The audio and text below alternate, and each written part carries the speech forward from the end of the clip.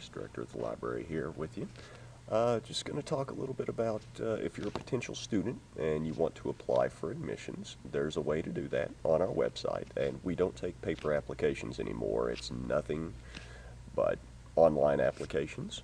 So you just click on the Apply for Admissions button on the very front page of our website, and you can see here it's fpctx.edu. And it'll take you to Apply Texas. You'll just create your own free account. And so you just go on from there, and needless to say, you'll have to list that you're interested in FPC and all those kind of things. But I just wanted to give you a brief overview of what we'll need from you, because the last thing that you want to do is spend any of your, precious time coming all the way up here when we can't do anything for you. So this is what our department called Student Central uses. They're on the very top floor of our library building here on the Border campus. That's where all new incoming students will go to register, and that's where you can take all of your documentation. Now, this is a checklist that they check off and make sure that they've scanned and attached in the system, but here are actually the guidelines of what they go by. And you can see the first step is to apply for admission through the FPC website, and I showed you where to go to do that. Filling out the application will probably take you 5 or 10 minutes.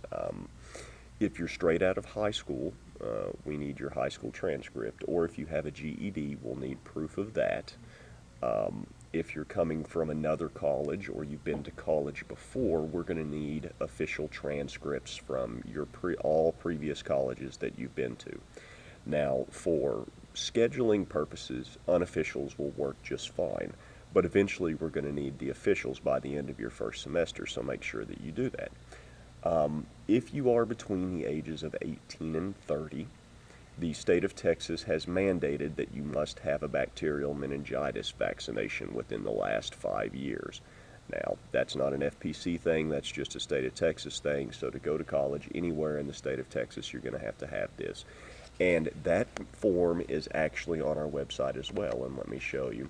So here's the main page. Underneath the Students tab, you just click on it, and then you can see right down here the evidence of bacterial meningitis.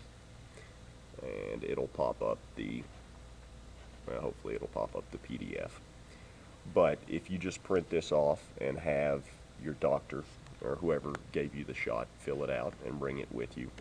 So before you can schedule any classes or even think about any of your classes, we have to have those 3 things. So if you don't have all 3 of those things, really,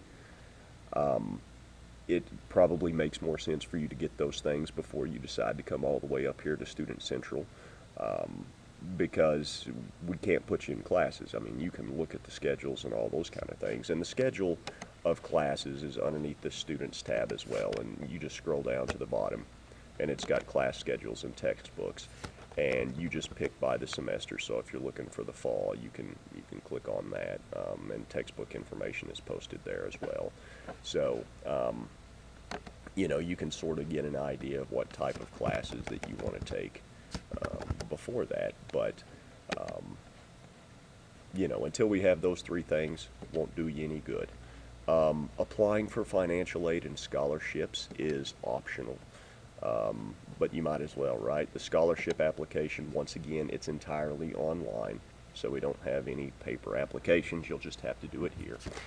And you can see the deadline was April 15th for the fall, but it always, you might as well fill it out. You never know, they may award something and then somebody doesn't show up. And for Pell Grants and financial aid, FAFSA.gov is where you should go and see the free application for federal student aid. That's what it stands for. And if you've been to college before, you can log in and start it. But if you haven't, you need to start a new one. This is entirely free. You should not have to pay. Now be careful, because if you go to places like FAFSA.com, they will want to charge you $40 or $80. I'm not sure what the latest number is. But anyway, so that's step 4. If you want to live on campus, there is a housing application that you have to fill out, and once again, it's online.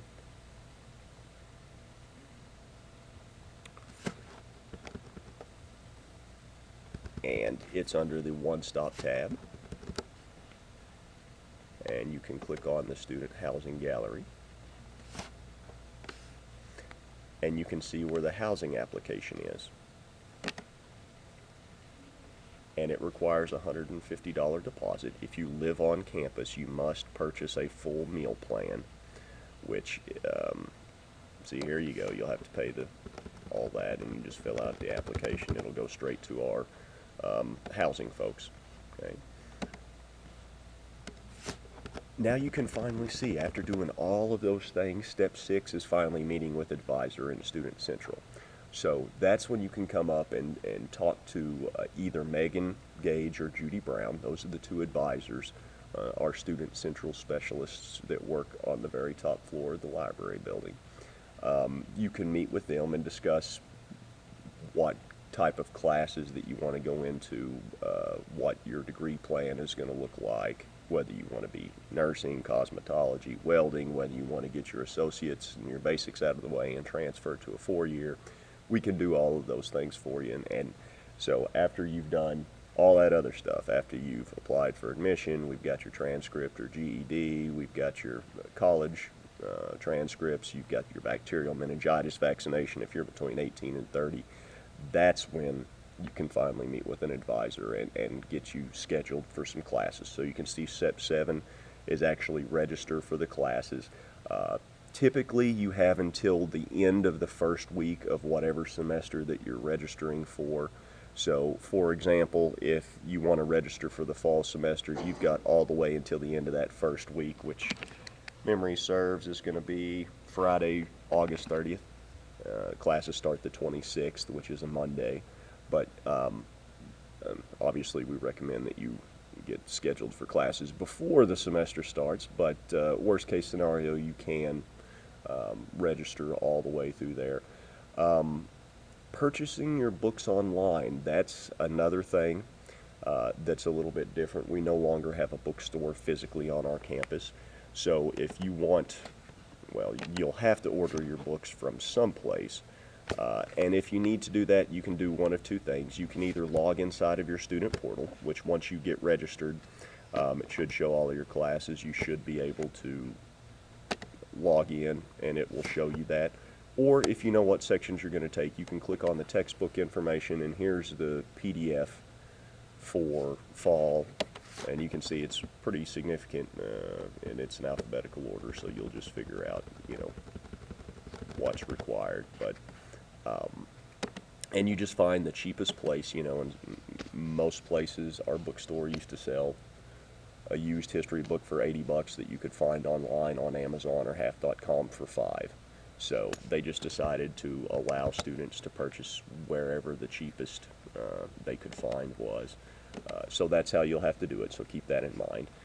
Step 9 is paying for your tuition and fees.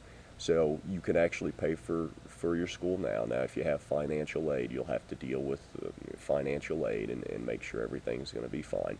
But you can go online inside of your student portal and pay, and it's really a pretty easy thing to do. Logging inside of your student portal, and I'll show you where to go now because I actually have a student. I won't have any classes, but I can show you where yours would be. Okay. And so on the left-hand side of the screen, you'll notice it says My Ledger. You'll just click on that, and then it would list all the classes that you're taking and how much you owe. And then under here, underneath the overall balance, it would say something like Pay My Bill or Pay Using Fax. I don't remember what the exact terminology is, but that's how you would do it there. We can also take your payments over the phone. You can come in person and pay at Student Central or the business office, but obviously paying through your student portal is the most convenient if you're going to use a credit card. And finally, step 10 is showing up for class. So you can see the procedure that we go through, but the main thing that I wanted to do is to, you know, try to save people time doing these kind of things. And the 3 things that you really need to do as a potential student before you come all the way up here is to apply for admission through our website. And there are no paper applications at all. Paper applications are completely dead on our campus. They're not accepted. So you will have to do it electronically, whether it's at your house or whether you come up here and fill it out, and we can help you do all that stuff. But just to let you know, there is no paper. We need your transcripts or GEDs, whichever you have, and we need proof of the bacterial meningitis if you fall in that 18 to 30 range. Once you've done that, then you're more than welcome to come up, and obviously we'll have students that just walk in and we'll tell them that. But hopefully this answers a few questions about if you're wanting to become a potential student, what the process is. This is what we will need before we can put you in classes. So this is Jason Price. If you have any questions, don't hesitate to call or email someone. We're going to do our absolute best to get you enrolled in college and fulfill whatever goals and dreams you may have. Yeah, we hope to see you soon.